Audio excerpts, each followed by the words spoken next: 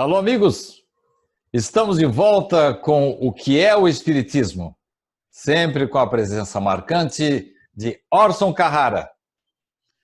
Que satisfação, Sidney, essa oportunidade de pensarmos com tantos desdobramentos para tentar responder, afinal, o que é o Espiritismo.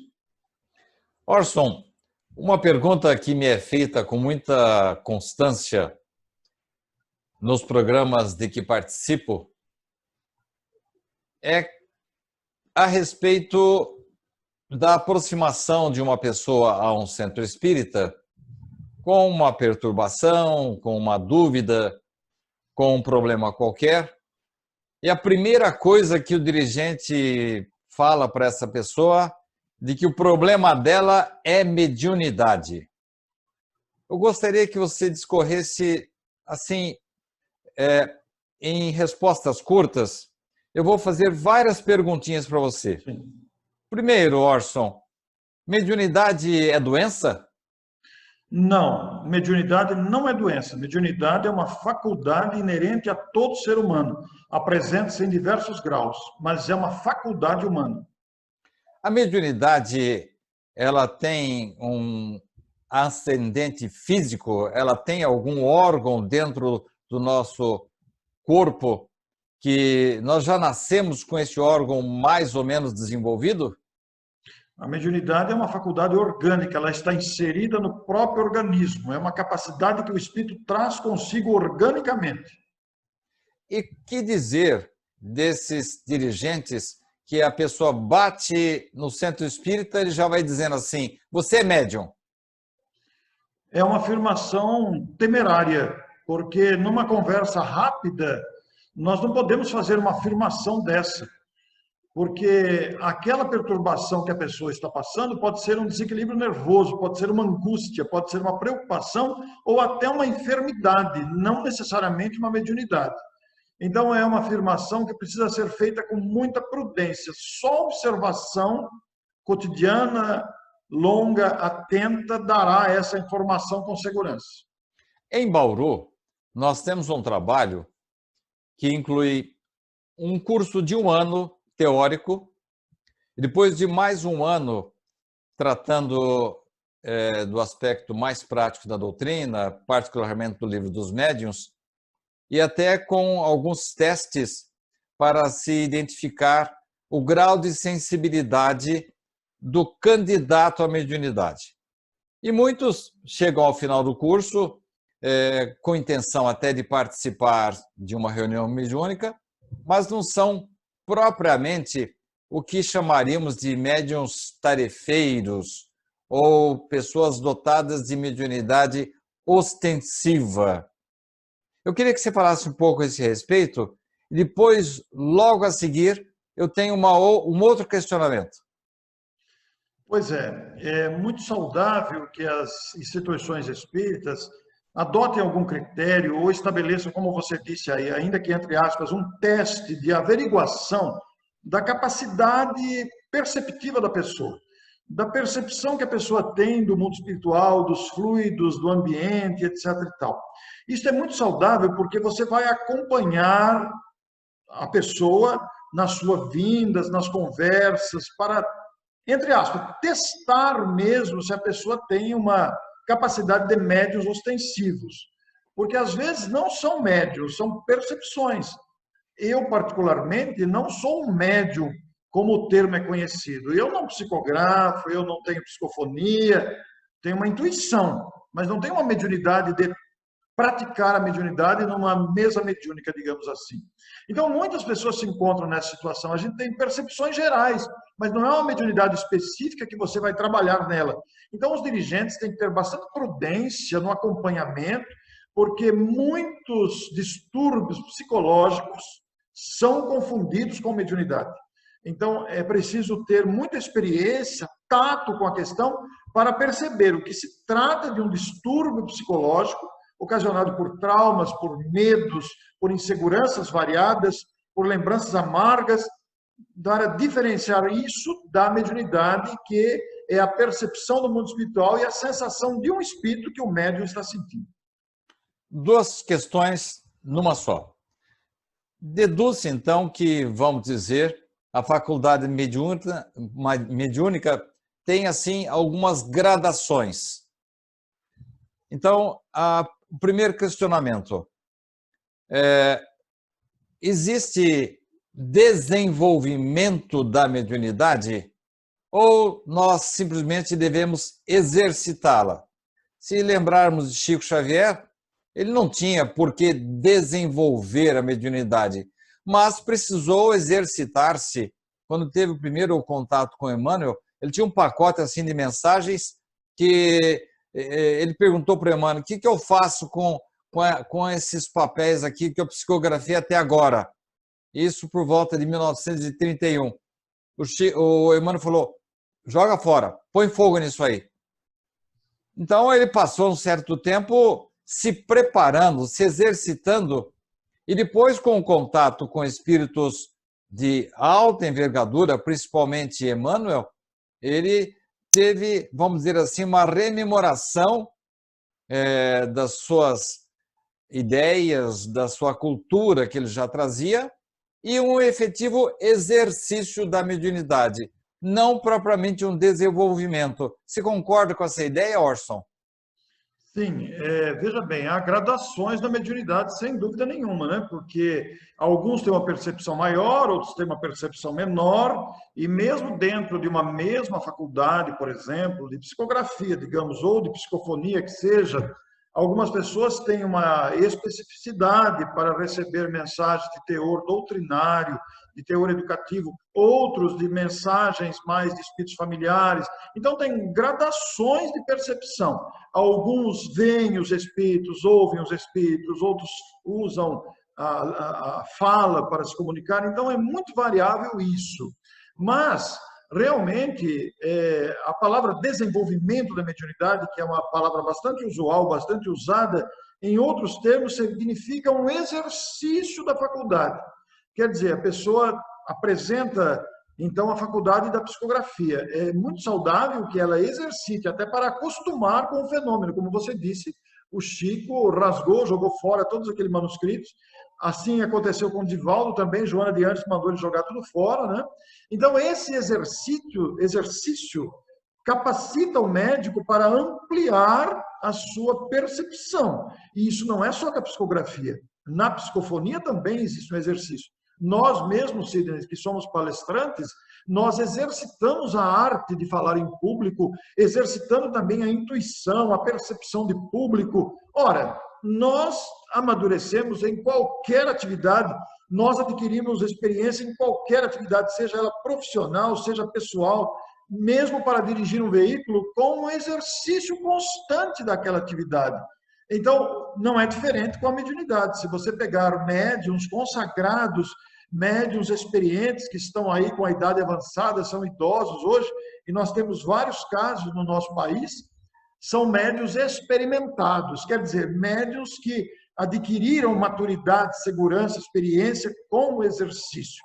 O exercício é algo necessário, porque você vai ampliando a percepção e se assegurando das próprias defesas, dos próprios, digamos, entre aspas, os próprios macetes para exercer com segurança e fidelidade e também responsabilidade.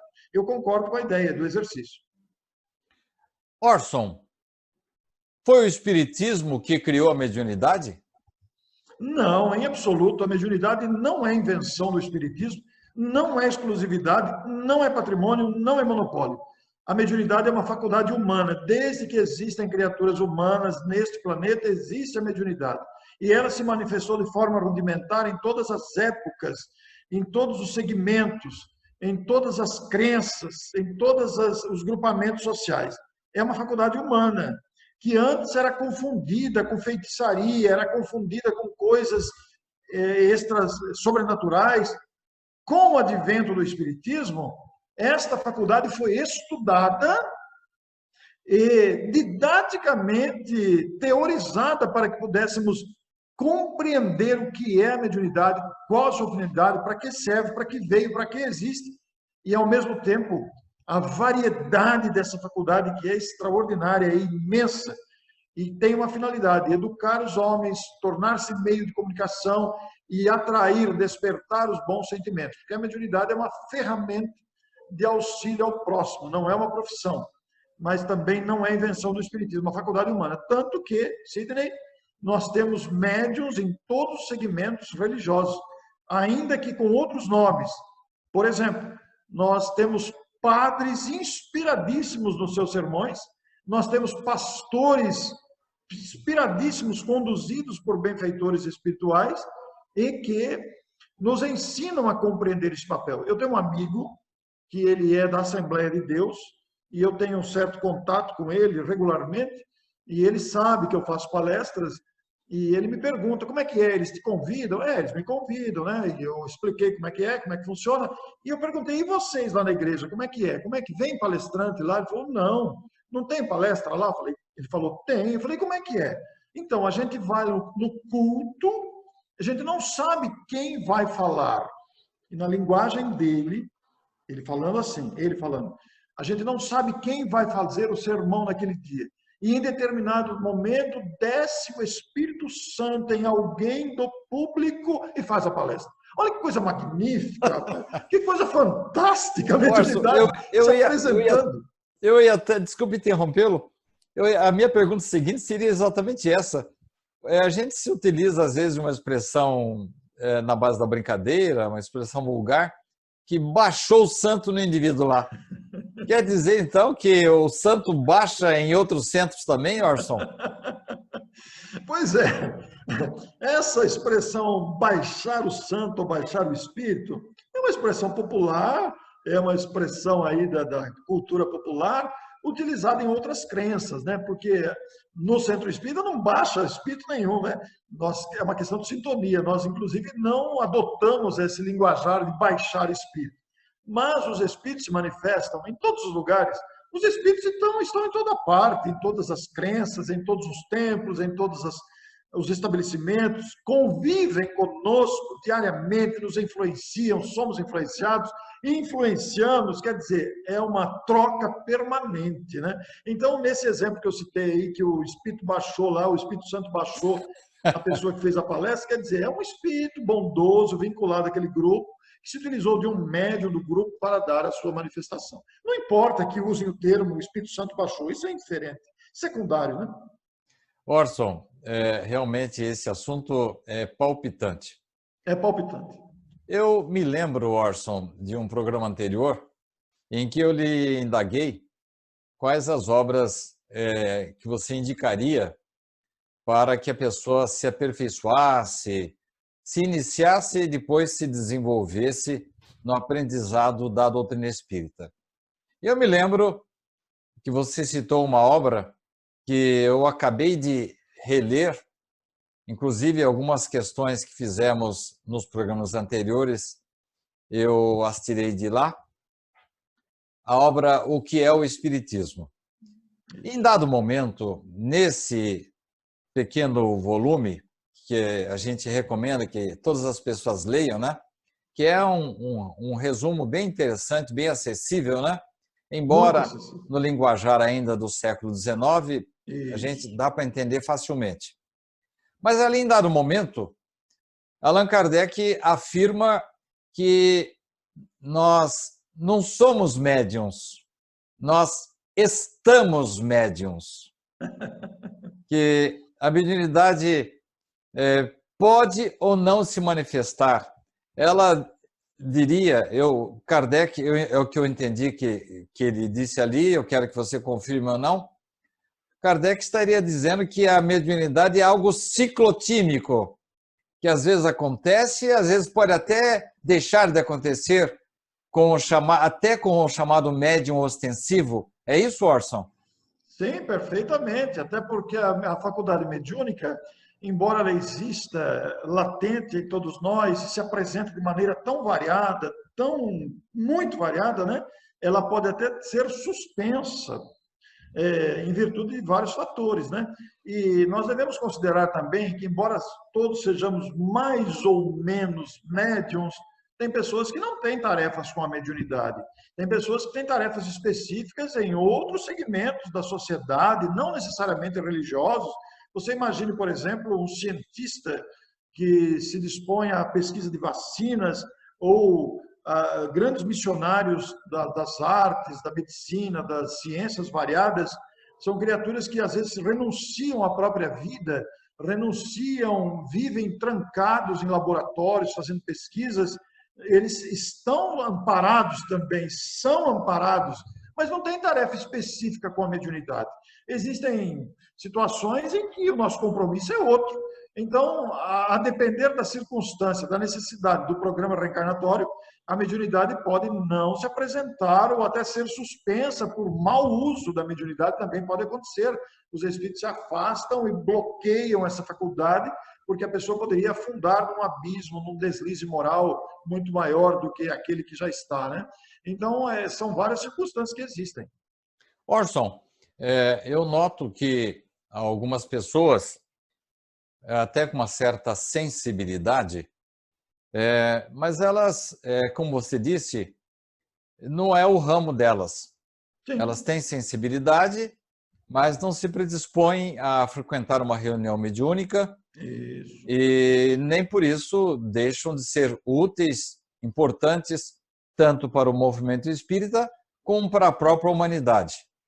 Você deu exemplos aí e nós encontramos toda hora cientistas até, vamos dizer assim, não muito brilhantes, que de repente trazem invenções maravilhosas, e nós sabemos que a espiritualidade nos traz ideias de outros planos. Basta ver que às vezes surgem descobertas simultaneamente em várias partes do mundo, né? É sinal que os espíritos estão trazendo essas informações, e seria muita pretensão nossa de espíritas imaginar que somente no centro espírita houvessem essas informações, essas manifestações espontâneas. Sim, mas a minha pergunta agora, Orson, é a seguinte: a pessoa que tem uma certa sensibilidade e acaba se afastando não do centro espírita, mas da reunião mediúnica, ela é castigada por isso? De forma nenhuma, não existe nenhum tipo de castigo na economia divina. Enquanto você elaborava a sua pergunta, se referindo aos cientistas, eu estava me lembrando que eu conheço vários espíritas, e não só espíritas, conheço lideranças religiosas expressivas que ocupam, por exemplo, presidência de APAES, presidência de Lions, presidenta de Rotaries, presidentes de asilos, de orfanatos, e se dedicam com tanto amor a essas atividades que enobrece a condição humana. Embora tenham alguma sensibilidade, não participam de instituições religiosas ou não participam da reunião mediúnica, no entanto, dedicam a sua vida ao semelhante, ao amor ao próximo, de outra forma, não necessariamente em forma religiosa. Mas, respondendo a sua pergunta, né, quando a pessoa se afasta da reunião mediúnica, ela é castigada? De forma nenhuma, não existe castigo. Vai depender muito do compromisso, da sintonia que a pessoa tem com a própria consciência. É a sua consciência que vai ditar o bem-estar, a paz interior ou o remorso, o arrependimento, o mal-estar que a pessoa vai sentir, em virtude do compromisso assumido. E a consciência vai dizer se o compromisso foi assumido ou se foi apenas mais uma experiência. Mesmo porque você pode exercer a mediunidade em qualquer momento, em qualquer atividade. Exatamente. Direcionada para o bem. Orson, nosso tempo está curto, mas eu tenho mais 3 perguntas. Se você pudesse abreviar a resposta, eu agradeço. Bem rapidinho. Isso. Uma delas é a seguinte: quando a pessoa tem a sensibilidade mediúnica, ela se afasta, mas você já disse que não há nenhum castigo. Mas, no caso, por exemplo, nós já falamos disso num programa anterior. No caso da mediunidade de cura, ainda nessa madrugada eu estava lendo um trecho do Livro dos Espíritos, em que o Kardec pergunta: as pessoas têm efetivamente o poder da cura? E Kardec responde, os espíritos respondem magistralmente, com o poder magnético, mas condicionam a boa vontade, a boa intenção do médium de cura. E nós sabemos que, às vezes, a cura acontece até com médiums não, vamos dizer assim, primores na área moral, na área ética. Como você explica isso? Isso se vê pelo mérito da pessoa curada. Porque os espíritos não ficam preocupados se o médium é moralizado ou não. Eles utilizam da mediunidade, ou o próprio magnetismo do médium, que com boa vontade, com amor ao próximo, procuram auxiliar. Mas a cura acontece não é pela qualidade do médium, e sim pelo mérito da pessoa assistida. Outra coisa, Orson, é a respeito do médium em si.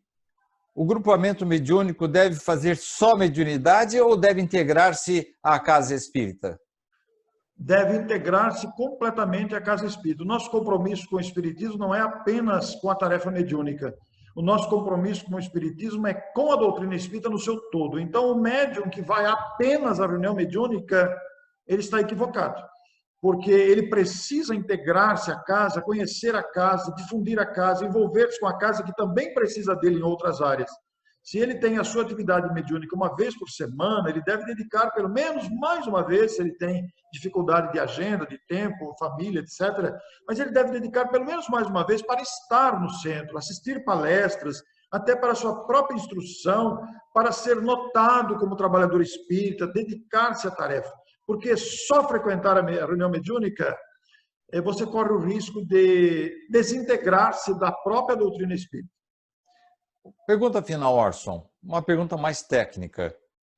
Relendo o livro que é o Espiritismo, que foi editado em 1859, eu vejo várias citações de Kardec de obras que foram editadas posteriormente, particularmente o Livro dos Médiuns. Por que ocorrem essas citações? Eu imagino que o neófito deva ficar assim, meio confundido. Me disseram que esta obra saiu em 1859, mas eu tenho aqui citações de obras posteriores de Kardec. Por que isso, Orson? Porque ele fez estudos preparatórios, precedentes, que ele utilizou-se depois, quando publicou o Livro dos Médiuns, e usou as mesmas experiências, observações de estudos que ele fez anteriormente. Então, ele publicou e depois reaproveitou aquilo que ele havia estudado e aprendido antes. Mas não causa assim uma certa confusão para o leitor que está chegando? Ora, me disseram que essa obra saiu em 59 e aqui ele está falando já a respeito do Livro dos Médiuns, que saiu em 1861. Será que isso se deve, Orson, a retificações em edições posteriores? Sim, perfeitamente, porque aí o livro já estando publicado, numa reedição, numa revisão do material já escrito antes, ele faz essas citações. Agora, o leitor que se deparar com essas situações deve refletir, pesquisar mais, procurar se há observação nesse ponto, porque pode acontecer realmente da obra ser revista, refeita, reeditada com acréscimos posteriores. Então, deve ter essa preocupação cronológica de observar isso. É importante o que você disse. E aconteceu isso com o Livro dos Espíritos, né? Também. A primeira edição saiu em 1857. Agora, nós vemos lá, a segunda edição só saiu em 1860. E havia uma demanda reprimida que fez com que Kardec editasse a terceira edição ainda em 1860. E, por exemplo, na primeira edição de O Livro dos Espíritos, ele não contempla, e até, vamos dizer assim, até contrário à ideia de Darwin, da evolução do homem. E aí, Kardec reestuda o assunto e na edição de 1860, que é a definitiva, que estudamos hoje, não mais com 501 perguntas, mas com 1018, 1019 perguntas, dependendo da edição, ele já assume uma outra posição. Rapidinho, Orson, será que nesse momento Kardec ele teria praticado aquilo que ele prometeu? Se em algum momento a ciência provasse que alguma coisa que ele havia dito não estava correta, que ele se retificaria os seus dizeres? Seria isso, Orson? Exatamente. Isso mostra a nobreza de caráter do codificador, que teve a coragem, teve a nobreza de corrigir-se em alguns pontos que ele descobriu em pesquisa, em estudos posteriores, que aquela posição não era correta. Foi o que aconteceu, por exemplo, com a chamada possessão, né? Que ele corrigiu-se depois. Então, é o caso em que ele, observando, reestudando, pesquisando, volta atrás e corrige o conceito anteriormente elaborado. Eu estava fazendo uma palestra em Bauru e eu disse assim, de público, que Kardec havia se antecipado à teoria evolucionista de Darwin, né? Porque o Livro dos Espíritos saiu em 1857 e Darwin editou a sua obra posteriormente a essa data. E terminei a palestra, o Richard estava esperando. Você está enganado. Mas está aqui, Richard, no Livro dos Espíritos, que antecedeu a teoria de Darwin. Não, essa é a segunda edição. A primeira é diferente. E aí eu fui manusear a primeira edição e tive que me render à sabedoria, à cultura do nosso querido Richard Simonetti. Que coisa interessante. Chegamos ao final. Muito obrigado pela sua participação, como sempre, brilhante. E eu achei que o programa de hoje foi assim bastante variado. Nós nos firmamos bastante no tema mediunidade, que é inesgotável, né, Orson? É um tema que não tem fim, né? Porque a própria doutrina espírita tem um conteúdo inesgotável, é uma fonte que não para de jorrar. Quanto mais a gente avança nas experiências, mais a gente consegue perceber da sua grandeza. Afinal de contas, o que é o Espiritismo? Orson, muito obrigado pela sua participação. E a você, caro espectador, que tem acompanhado os nossos programas e que sempre prestigia as edições da nossa produção. Muito obrigado por sua atenção. Na semana que vem, estaremos de volta com mais um programa, O que é o Espiritismo? Até lá.